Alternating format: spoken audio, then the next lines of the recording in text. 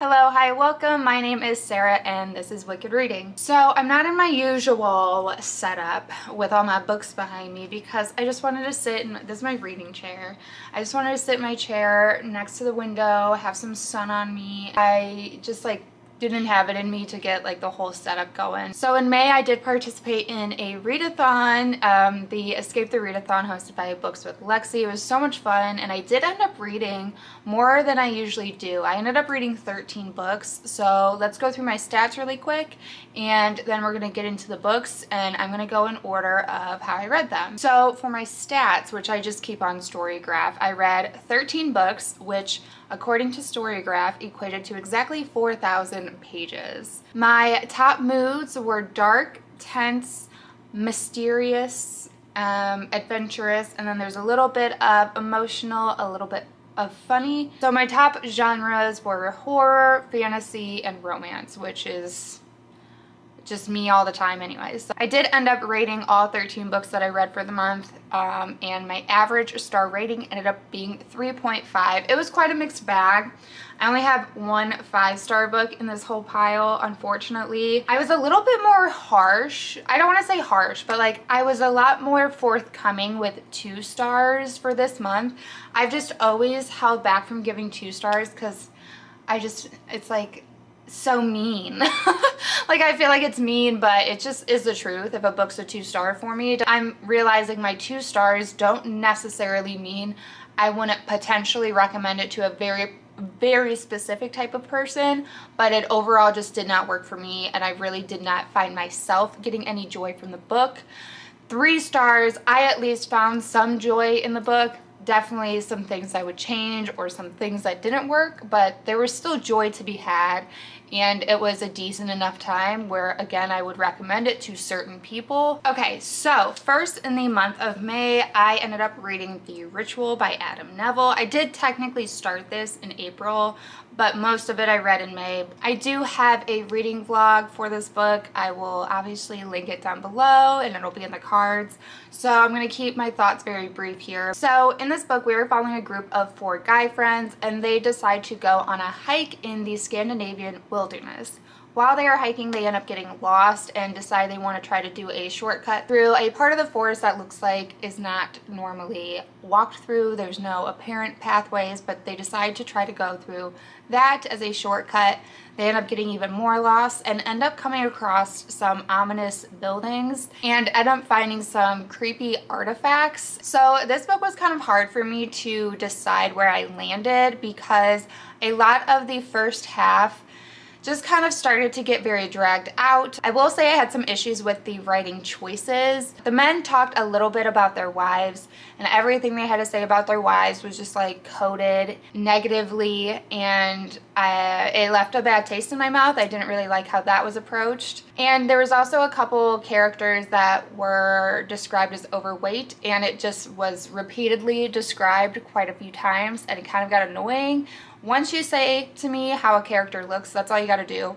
You don't have to keep reminding me how their body jiggles when they run or something like that. That turns me off of a book very easily, so I didn't really like that. So I was kind of not really having a great time in the first half, but I will say once we got to part 2, I did really enjoy the turn that the story took and I liked the aspects and elements in the later half of the book, but some of my issues with the writing choices and the writing style were still there, but I ended up giving it a 3.5. I do still recommend it if you're looking into, a book that has kind of folk horror. So the next book that I read, I don't want to talk too much about this book, but I definitely have the most things to say negatively about this book, and it's such a bummer, and that is Daisy Hates by Jessa Hastings. So this was the biggest disappointment I think that I've ever had with a book. I freaking loved Magnolia Parks.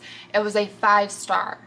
This was absolutely not a 5-star for me, and I'm just bummed because I was most excited about this.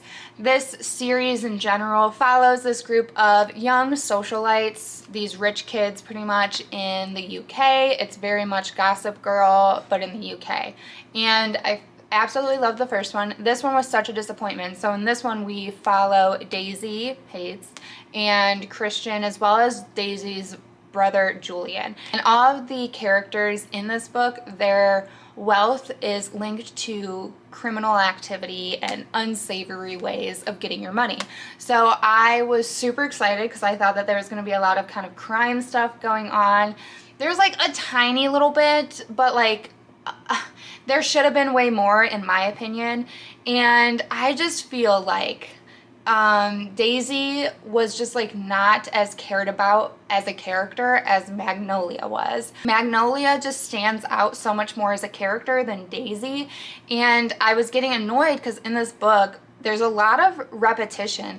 We end up living a lot of the exact same things that happened in Magnolia Parks in this book, just from like Christian's point of view or Daisy's point of view, but it's literally the same thing. It didn't add a different aspect to it. Despite it being from a different character's perspective, it didn't feel any different at all. And then Daisy, I just feel like she just was neglected. She had a couple of like character quirks, but they like didn't add anything, and they felt like an afterthought. They didn't feel carefully thought out. She's also like a medical student, and the medical talk in this book, I'm in the medical field, so if you're anything in the medical field, this book, like the medical talk is so annoying because it's just like not good or accurate, and it's just like the author Googled a couple of medical terms and just threw them in there. With Daisy's parts of the book,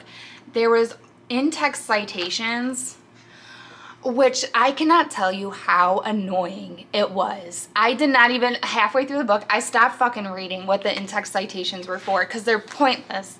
They're not at all necessary. Most of the things that were created as an in-text citation could have just been a second sentence, like right after the one that it's talking about. So in her chapters, there's all like, so I'm reading it and then I have to go down, and it's just so not necessary and so annoying, and I totally hated that aspect. Christian is also in the crime atmosphere, and I don't even know how. I don't understand why we didn't get any type of glimpse or any type of idea how Christian is a part of this type of criminal atmosphere. Like, we get a tiny little bit where he like explains how his mom is linked to it, but I still don't even know really what they do.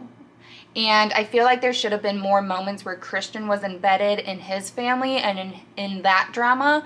But everything with Christian just had to do with Magnolia. I feel like most of Christian's parts of these books, most of them, not all, most of his parts were us, again, reliving things that we had already been involved with in Magnolia Parks. So, yeah, overall, this book was extremely repetitive, surface level. Daisy was not at all given care. Also, a lot of action like happens off page. Like, there's some on page, but a lot of the chapters would start with the character giving us a synopsis of what they did like the past week.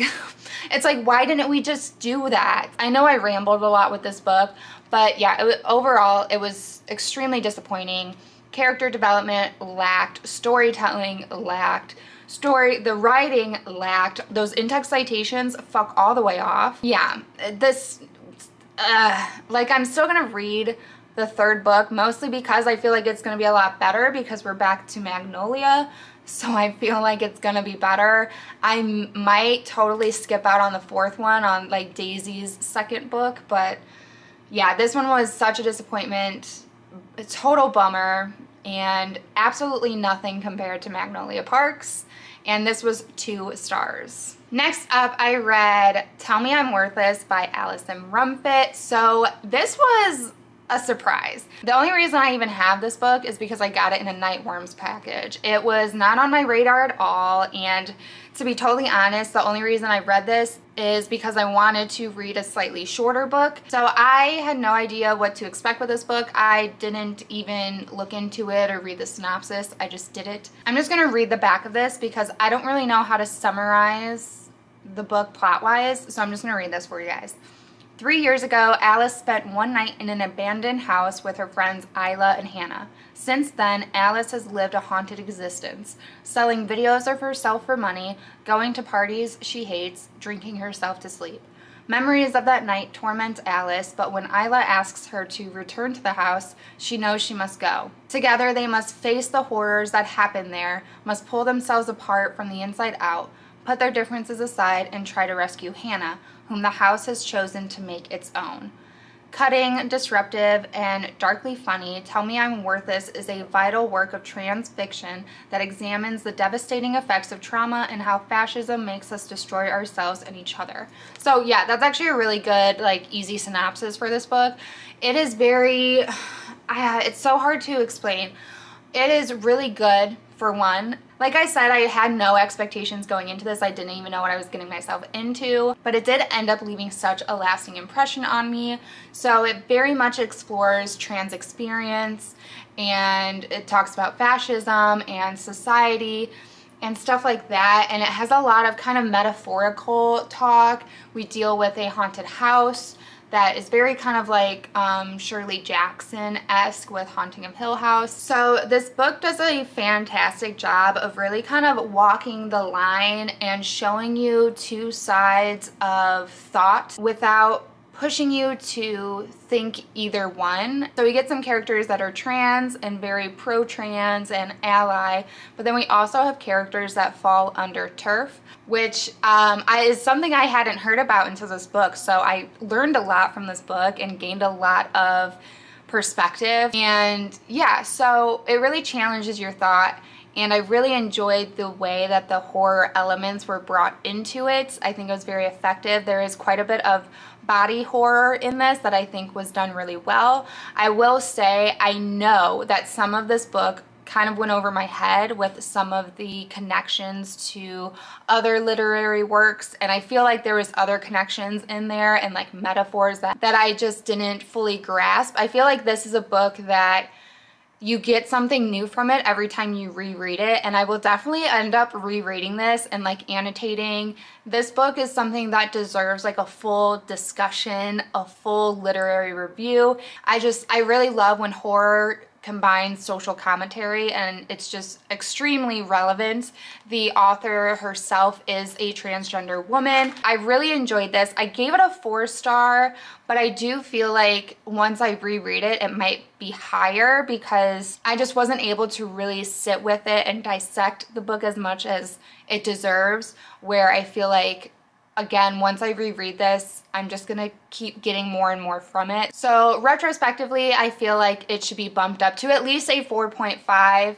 And once I have a handle on everything that happened in the book, I feel like it could be a 5-star. But I definitely recommend it if you're into horror and you're interested in something that takes like a trans experience and merges that with the genre.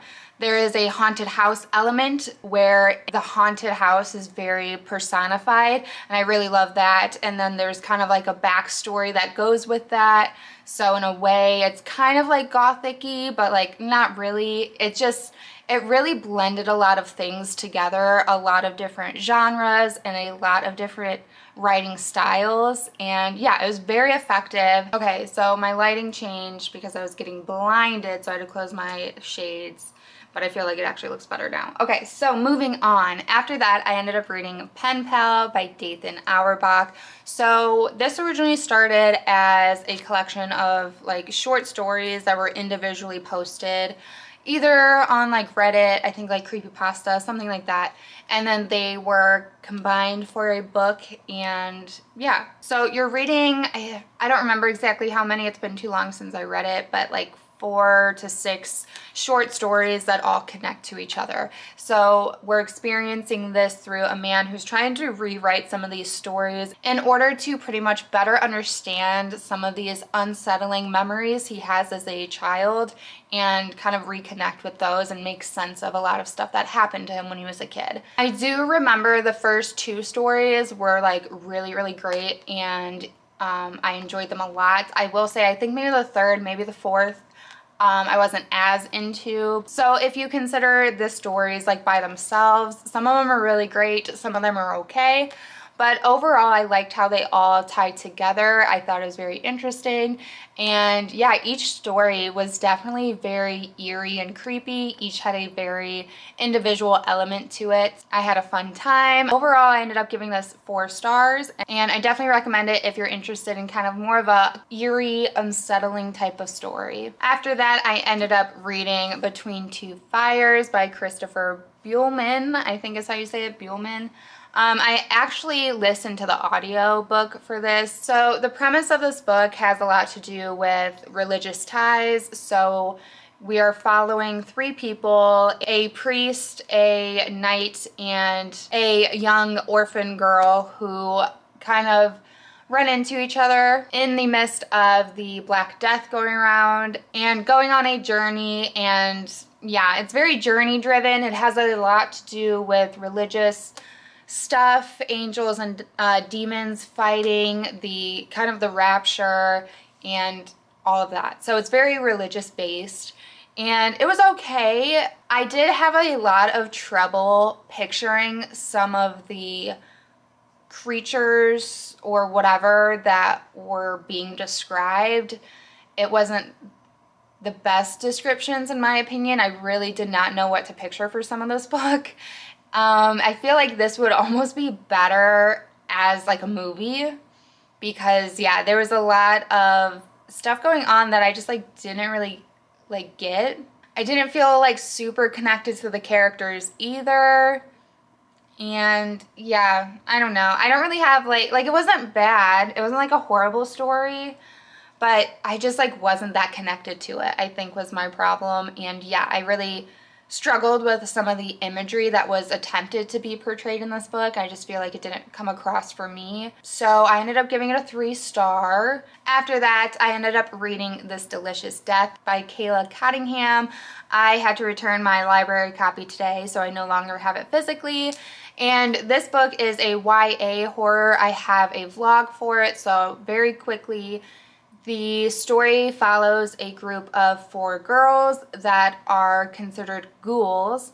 So there was a situation that happened in this world called the Hallowing, and very much like a kind of like a zombie thing going on, but this plague or sickness broke out, and the people who got it ended up going through the Hallowing, and they became ghouls, which are people that need to eat human flesh to survive. So the government ended up creating a synthetic human flesh and for the ghouls to be able to be reinstituted into normal society, and they just eat this synthetic flesh. So our characters are going to a music festival, and while they're there, one of the girls ends up attacking a boy, and yeah, that's kind of what the synopsis says. So I definitely had some issues with the book, but overall it was a fun read. I think it's good for summertime. I think it's a good summer read. It's very easy read. It's a very quick read. It is very action-packed. It gave me, there is like a mystery element to it that felt very Scooby-Doo-ish, not like totally.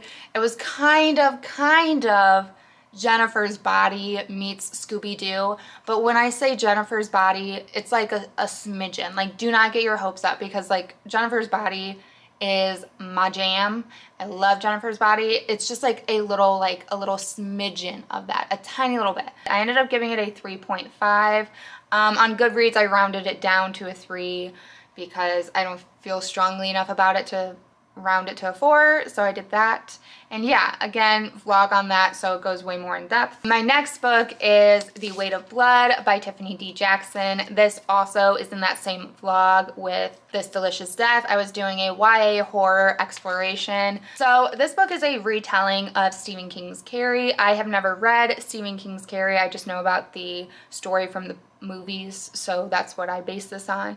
But so this is a retelling of that, but it ties in racism and social commentary, and that is kind of the main source of tension and conflict in this book. I mean, this was the only book that was 5 stars for me. This was a 5 out of 5. I thought it was really great, really fantastic, really well written. I couldn't think of a single thing I could say bad about this book. I thought it was great, and we have just a really good cast of characters from a lot of different like perspectives and a lot of different ways of thinking, and it really just challenges you and what you think and how you think of race and all of this other stuff. And I thought it did a really fantastic job, and I thoroughly recommend it. I thought it was great. So then I listened to the audiobook of Wonderland by Zoya Stage. So in this book, we are following a family that moves from New York City into kind of a smaller suburb of New York, and they take on this old house that has a lot of land and a lot of nature, and it's very different from their usual city living. While living in this house, they start to experience some strange occurrences, specifically with the weather. And yeah, that's probably good for a synopsis on that, I feel like. So I will say the premise of this was really interesting, and I was enjoying it for the most part in the beginning. But this book was just so overwritten. I've said it before and I'll say it again. I do like Zoya Stage's writing, and I feel like she likes her writing too. So she ends up doing too much of it. I feel like this story would have been much more impactful if it would have been half the size. And I really didn't like where the story ended up going. I didn't really like the overall reason for the stuff that happened and the reason for the reason the stuff happened. Also, this book has quite possibly the most annoying character names I've ever experienced. If you really want to read it, sure, go for it. I don't know, this is like a very particular book. I don't even know who I would recommend it to. It didn't do anything for me, and it dragged, and I didn't really like it. Moving on. So I finally finished Ice Planet Barbarians by Ruby Dixon. I've been reading this for 2 months, like no less. And it's not even that long of a book. I didn't realize that, so I still have my bookmark in it because this is like a whole nother novella. So I didn't even realize it's actually shorter than I thought. Technically, this is the story, and then this is like a bonus epilogue, and then this is like a totally different story. Not like a totally different story, but a different novella. So this is pretty much just a smutty romance with an alien and a human girl, and that's it. It's very fun. I had a fun time. I was laughing quite a bit. It did have plot with it that I actually thought was really interesting. I really like the main character, the girl in here. Her name's Georgie. She's kind of like a smartass, and I really liked her. There's like Star Wars references. She's like a dorky smartass. I ended up giving it a 3.5. I think it would have gotten higher from me if I didn't drag it out for as long as I did. I was just a little nervous, I guess, about it. I don't know. But I will read the second one. There's like a ton in this like series. I don't even know how many, like in the 20s, I'm pretty sure. So there's a ton of books that go into this universe, but I think each book follows like a different couple or a different group of people or whatever. I will definitely read the second one at least and see if I want to keep going after that. But yeah, the next one I read, I will definitely try to read in a more condensed amount of time to really feel for it. And yeah, but it was fun and I enjoyed it. So next up, I read One Dark Window by Rachel Gilling. So this is a book that was one of my 5-star predictions, and I have a vlog coming out that should go up after this video of me reading this along with another book that was a 5-star prediction for me.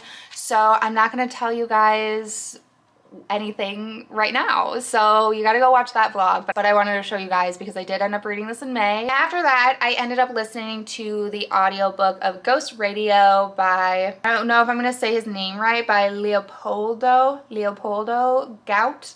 So this book follows a character that works at this radio station where people call in to share their ghost stories or their paranormal stories, what have you. This host's name is Joaquin, and he is very much kind of like a skeptic at first, but then he himself starts to go through some phenomena and some experiences that make him really question what he knows about the world. And yeah, and he starts delving into some of his memories of things that had happened to him as he grew up into the point where he's now hosting this radio show alongside his girlfriend. So I will say the audio was like amazing because Pedro Pascal narrates it. So the audiobook was like fantastic just for that experience alone.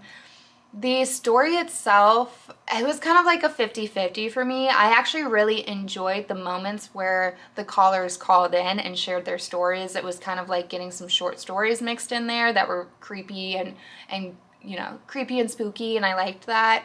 The overarching plot line was confusing and a little bit messy, and yeah, by the end, I just didn't really know what happened, and it was kind of a mixture of confusing plotline and confusing storytelling, and me kind of dissociating and not paying that much attention while it was playing on audiobook. So some of it's probably my fault, but there were moments where we were jumping POVs that were not very clear, and it might have been because I was doing audiobook, but it took me a little while to even realize when that had happened. A couple of times. It's not a consistent thing, so yeah, it was kind of a little bit of a weird structure. And yeah, again, I was like 50-50 on it. I enjoyed some stuff, was really detached and didn't care about other stuff. So I ended up giving it a 3 stars. Okay, and then lastly, I did end up reading 2 more volumes of Yona of the Dawn. I read volume 8 and 9. I gave both of these 4 stars. Still really loving this series. I think that this was a really fun continuation.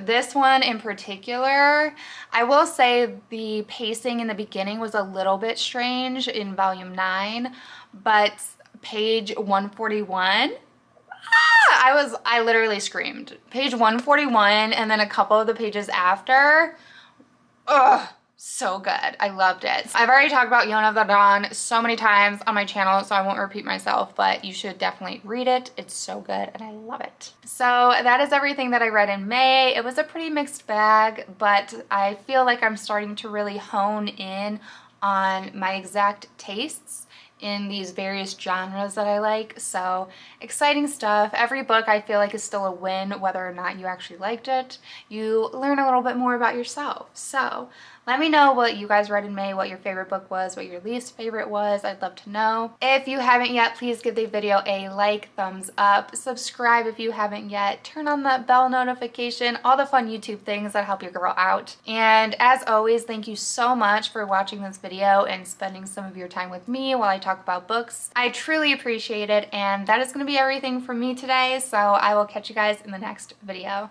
Bye!